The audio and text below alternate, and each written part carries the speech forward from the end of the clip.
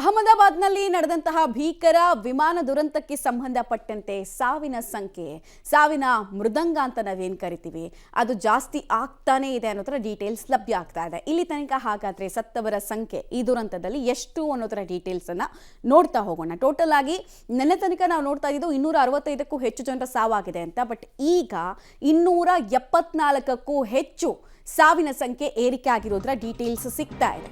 So ದುರಂತದಲ್ಲಿ ಬೂದಿ ಆದವರ ಸಂಖ್ಯೆ 274ಕ್ಕೆ ಏರಿಕೆ ಆಗಿದೆ. ಇವರಲ್ಲಿ ಸುಮಾರು ಜನರನ್ನು ಐಡೆಂಟಿಫೈ ಮಾಡೋದೆ 90% ಜನರನ್ನು ಐಡೆಂಟಿಫೈ ಮಾಡೋದೆ ಪೋಸ್ಟ್ ಮಾರ್ಟಮ್ ನಡೆಸಿದಂತಹ ಅಧಿಕಾರಿಗಳಿಗೆ ಸವಾಲಿನ ಕೆಲಸ ಆಗಿದೆ. ಅವಶೇಷಗಳ ತೆರವು ಕಾರ್ಯ ಇನ್ನೊಂದು ಕಡೆಗೆ ಭರದಿಂದ ಸಾಗ್ತಾ ಇದೆ. 100 ಕಾರ್ಮಿಕರನ್ನು ಉಪಯೋಗಿಸಿಕೊಳ್ಳಲಾಗ್ತಾ ಇದೆ. 40 ಇಂಜಿನಿಯರ್ಗಳು ಕೂಡ ತೆರವು ಕಾರ್ಯಾಚರಣೆಯಲ್ಲಿ ಸಹಾಯವನ್ನ ಮಾಡ್ತಾ ಇದ್ದಾರೆ. ಇದು ಒಂದು ದುರಂತ ಸೃಷ್ಟಿ ಮಾಡಿದಂತಹ ತೀವ್ರತೆ. ನಿಮಗೆ ನಾವು ವಿಜುವಲ್ಸ್ ಸಮೇತ ಕಳೆದ ಬುಲೆಟಿನ್ನಲ್ಲೂ ನ್ಯೂಸ್ ಕೆಫೆನಲ್ಲೂ ಕೂಡ ಹೇಳ್ತಾ ಇದ್ವಿ ಯಾವ ರೀತಿಯಾಗಿ ದುರಂತ ಸಂಭವಿಸಿದೆ.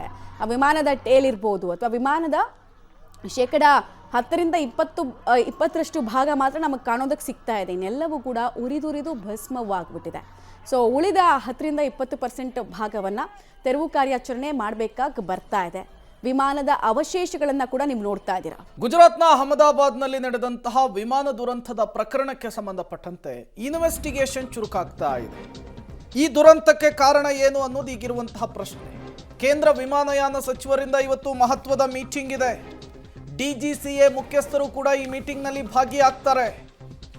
ಅಹಮದಾಬಾದ್ನ ಏರ್ಪೋರ್ಟ್ನ ಅಧಿಕಾರಿಗಳು ಕೂಡ ಈ ಸಭೆಯಲ್ಲಿ ಭಾಗಿಯಾಗ್ತಾ ಇರುವಂಥದ್ದು. ದುರಂತದ ಸ್ಥಳಕ್ಕೆ ಭೇಟಿಯನ್ನು ಕೊಡಲಿದೆ DGCA ಮತ್ತು NSG ತಂಡ.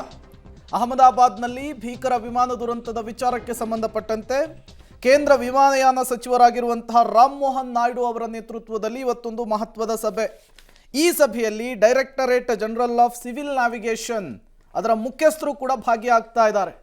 ಈ ದುರಂತಕ್ಕೆ ಕಾರಣ ಏನು ಅನ್ನೋದು ಈಗ ಕಾಡ್ತಾ ಇರುವಂತಹ ಪ್ರಶ್ನೆ. ತಾಂತ್ರಿಕ ದೋಷನ, ಪೈಲಟ್ ಮಾಡಿದಂತಹ ಪ್ರಮಾದನ ಅಥವಾ ಮೆಕ್ಯಾನಿಕಲ್ ಸಮಸ್ಯೆ ಏನಾದರೂ ಇತ್ತಾ? ಈ ರೀತಿಯ ಹಲವು ಅನುಮಾನಗಳಿದೆ. ಯಾರಾದರೂ ಬೇಕಂತಲೇ ಈ ರೀತಿಯ ಕೆಲಸಗಳನ್ನು ಈ ಹಿಂದೆ ಮಾಡಿದ್ರ? ಹಲವು ಅನುಮಾನಗಳು, ಅದೆಲ್ಲದಕ್ಕೂ ಕೂಡ ಉತ್ತರ ಸಿಗಬೇಕಾಗಿದೆ. ಈಗಾಗಲೇ ಬ್ಲ್ಯಾಕ್ ಬಾಕ್ಸ್ ಒಂದು ಸಿಕ್ಕಿದೆ, ಇನ್ನೊಂದು ಬ್ಲ್ಯಾಕ್ ಬಾಕ್ಸ್ಗಾಗಿ ತೀವ್ರ ಹುಡುಕಾಟವನ್ನು ನಡೆಸಲಾಗ್ತಾ ಇದೆ. ಇದರ ನಡುವೆ ವಿಮಾನಯಾನ ಸಚಿವರು ನಡೆಸ್ತಾ ಇರುವಂತಹ ಈ ಸಭೆ ಕುತೂಹಲಕ್ಕಂತೂ ಕಾರಣವಾಗ್ತಾ ಇದೆ. ಈ ಸಭೆಯಲ್ಲಿ ಏನು ಚರ್ಚೆ ಆಗಬಹುದು?